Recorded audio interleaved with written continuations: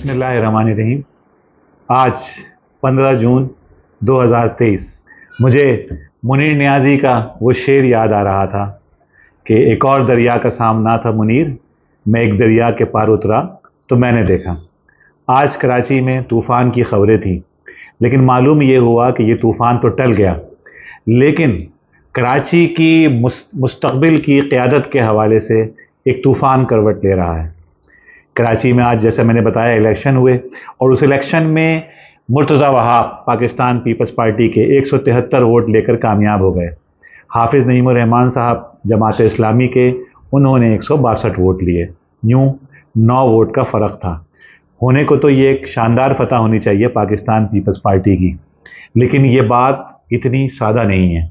असल बात ये है 32 मेंबर्स जो उस ऐवान के थे वो गायब थे।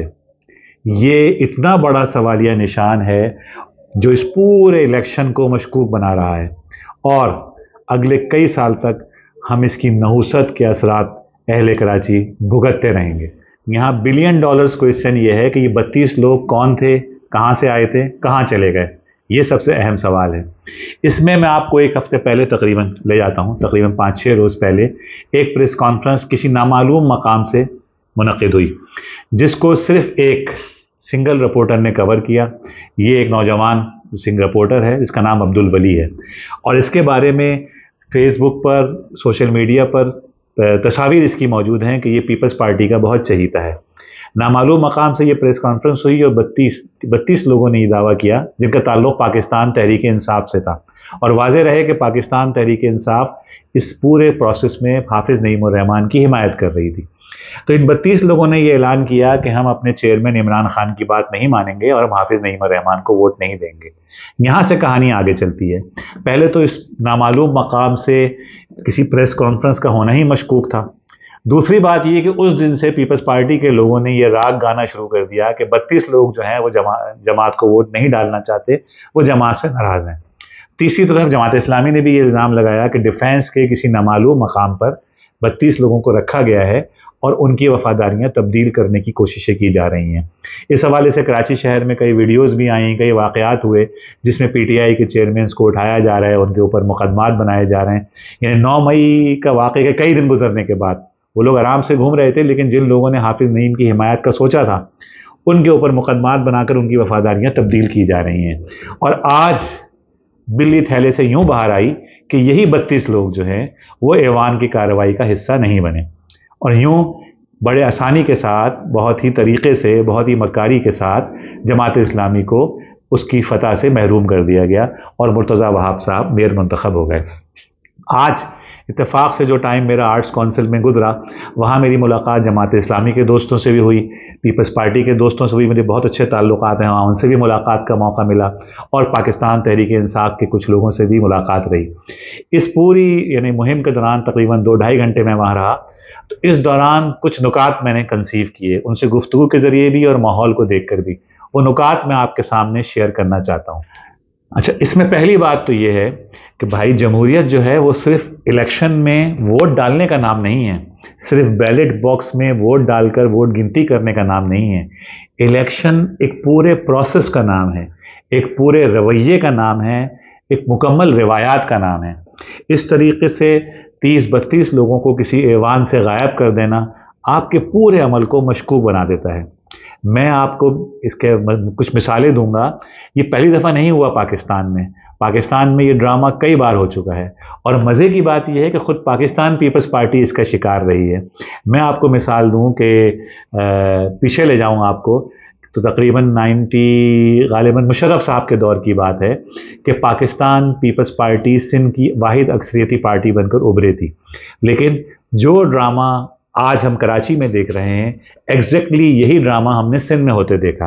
पीपल्स पार्टी के लोगों को अगवा किया गया, उनको लालच दिए गए, उनको वजारत के चकमे दिए गए, उनके ऊपर मुकदमात बनाए गए और उनको गायब कर दिया गया। और इस पूरे प्रोसेस के नतीजे में अरबाब गुलाम रहीम वज़ीर आला बन गए और 3 साल तक कामयाबी से हुकूमत करते रहे। तो ये प्रोसेस, इस पूरे मामले का पूरा शिकार जो है वो पीपल्स पार्टी हुई। फिर मैं आपको इसी तारीख से एक मिसाल दूं, उसी दौर में मुस्लिम लीग काफ बनाई गई, किंग्स पार्टी, और पाकिस्तान पीपल्स पार्टी के जो मेंबरान असम्बली थे वो सबसे नंबर 1 पार्टी थी पाकिस्तान पीपल्स पार्टी, और मुस्लिम लीग काफ नंबर 1 नहीं थी। लेकिन पाकिस्तान पीपल्स पार्टी में पैट्रियट के नाम से एक ग्रुप बनाकर तकरीबन 15-20 अरकान असम्बली फैसल सालेह हयात की क़यादत में तोड़ लिए गए, उनका एक अलग ग्रुप बनाया गया और उन्होंने इलेक्शन प्रोसेस में हिस्सा नहीं लिया। दूसरी बात जो मैं कहना चाह रहा था वो ये कि सियासत में क्रेडिबिलिटी बहुत अहमियत रखती है, और पीपल्स पार्टी से ज़्यादा कौन इस बात को समझेगा। यानी पीपल्स पार्टी आज तक जो कमा रही है, जो पीपल्स पार्टी की सियासी कमाई है, वो दरअसल भुट्टो की क्रेडिबिलिटी का नतीजा है। कहते हैं ना भुट्टो जिंदा है, लेकिन अगर ये क्रेडिबिलिटी ख़त्म हो गई, जो कि होने जा रही है, हमारा अगला नुक्ता मैं इसी पर बात करूँगा, तो क्रेडिबिलिटी अगर आपने लूज़ कर दी तो याद रखिए सियासत में आपका कोई मुस्तकबिल नहीं है। तीसरी बात जो इसी बात से जुड़ी हुई है वो ये है कि पाकिस्तान पीपल्स पार्टी अब ख़त्म हो चुकी है। मैं बतौर सियासी कारकुन के हमेशा पीपल्स पार्टी की इज़्ज़त करता रहा हूँ। पीपल्स पार्टी एक शानदार पार्टी इन मानों में रही है, बावजूद इख्तिलाफ के। मैं कभी उनका हामी नहीं रहा, लेकिन मैं इस बात का मोतरफ रहा हूँ कि पाकिस्तान पीपल्स पार्टी ने बड़ी कुर्बानियाँ दी हैं। उनके चेयरमैन को फांसी लगी, फिर बेनज़ीर भुट्टो साहब शहीद हुई, लोगों ने कोड़े खाए, लोगों ने खुदसोजी की, लोगों ने जेल भुगते, लेकिन पीपल्स पार्टी का साथ नहीं जोड़ा। ये एक सियासी पार्टी का शानदार चेहरा था। पाकिस्तान का शानदार सियासी कारकुन या तो जमात इस्लामी में होता है या पीपल्स पार्टी में होता था। लेकिन अब जब से जरदारी साहब को इक़्तिदार का शौक़ चढ़ा है तो कारकुन की कोई हैसियत नहीं रही, और एक शानदार पार्टी अब माफियाज का शिकार हो चुकी है।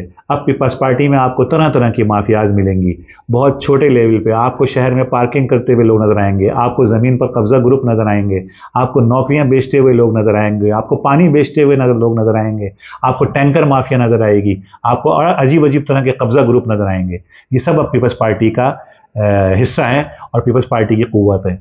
वो शानदार सियासी कारकुन जो कुर्बानियाँ दिया करता था, पीपल्स पार्टी उससे अब महरूम हो चुकी है और अमलन ख़त्म हो चुकी है। अब पीपल्स पार्टी माफियाज का एक ग्रुप है जिसको हर सूरत में इक़्तिदार चाहिए, और याद रखिए जब आपके ऊपर बुरा वक्त आएगा तो ये माफियाज कुर्बानी नहीं देंगी, ये अपना रास्ता पकड़ लेंगी। यहाँ कुछ सबक पाकिस्तान तहरीक इंसाफ के लिए भी हैं। पहली बात तो ये कि खान साहब ने एक अच्छा फ़ैसला किया। उनके इस फैसले को सब ने अप्रिशिएट किया कि उन्होंने हाफिज़ नईमुर रहमान साहब की सूरत में एक मुतवस्सित मिडिल क्लास की क़यादत को प्रोमोट किया। दूसरी बात यह है कि पाकिस्तान तहरीक इंसाफ की मजमूई तौर पर कराची में जो उनके निचले लेवल की, बिल्कुल निचले लेवल की लीडरशिप है, उसने जबर का मुकाबला किया। 32 लोग नहीं आए, लेकिन 30 लोग आए भी, और ये 30 लोगों का आना, इलेक्शन प्रोसेस में हिस्सा लेना, हाफिज़ नईमुर रहमान साहब को वोट डालना, आंखों में आंखें डालकर रियासती जबर का मुकाबला करना, एक खुशाइन बात है। ऐसा ही सियासी कारकुन पाकिस्तान का मुस्तकबिल है और हमें मतलूब है। लेकिन दूसरी तरफ खान साहब को एक सबक ये भी सीखना चाहिए कि टीम मैटर्स। बिलाशुबा खान साहब इस वक्त बिला शिरकत गैर पाकिस्तान का सबसे बड़ा वोट बैंक रखते हैं।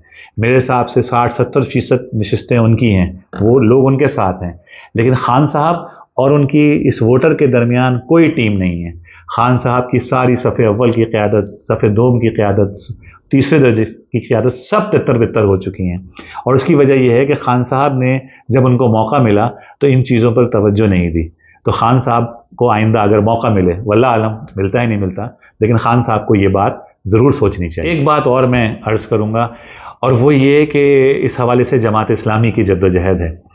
ये एक शानदार जस्त लगाई है जमात इस्लामी ने। याद रखिए कि आखिरी बल्दियाती इलेक्शन में इस शहर में जमात को टोटल 7 सीटें मिली थी, 7 सीटें।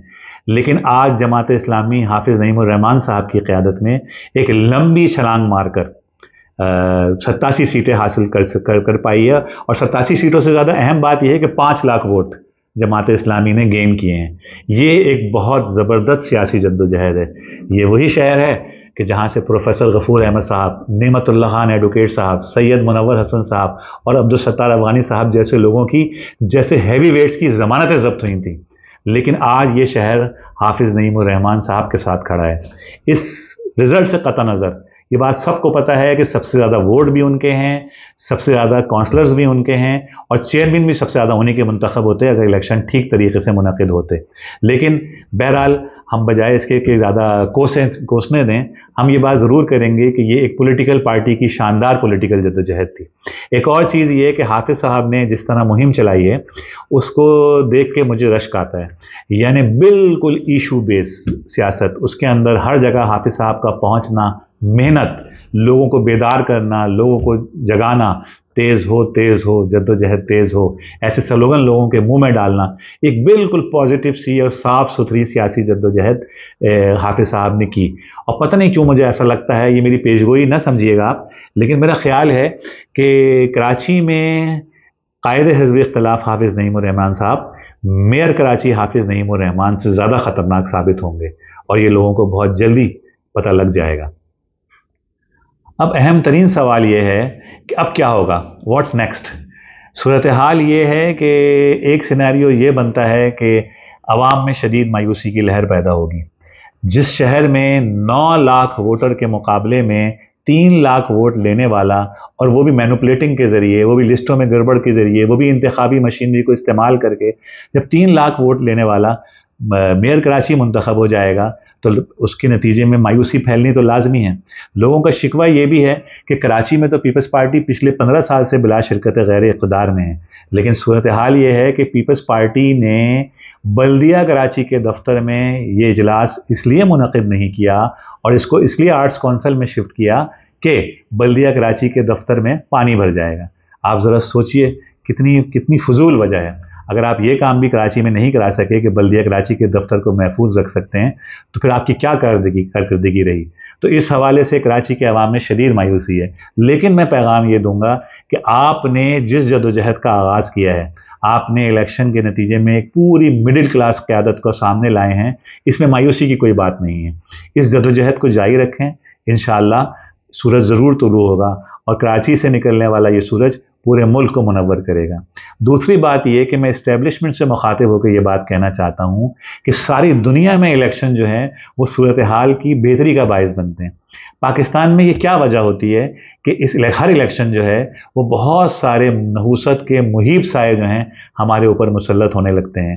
اس کی وجہ آپ کی مداخلت ہے، ہر معاملے میں آپ کی مداخلت، اس کے نتیجے میں لوگوں کا اعتبار جو ہے وہ جمہوری عمل پر سے اٹھتا جا رہا ہے۔ لوگ کہتے ہیں کہ ہمیں ووٹ ڈالنے کا فائدہ کیا ہے؟ یاد رکھیے یہ ملک کے لیے نقصان دہ ہے۔ اللہ کرے کہ ہمارے شہر سے کوئی اچھی تحریک ابھرے جو پورے ملک کو منور کرے۔ خدا کرے کہ میری عرض پاک پر اترے وہ فصل گل جسے اندیشہ زوال نہ ہو۔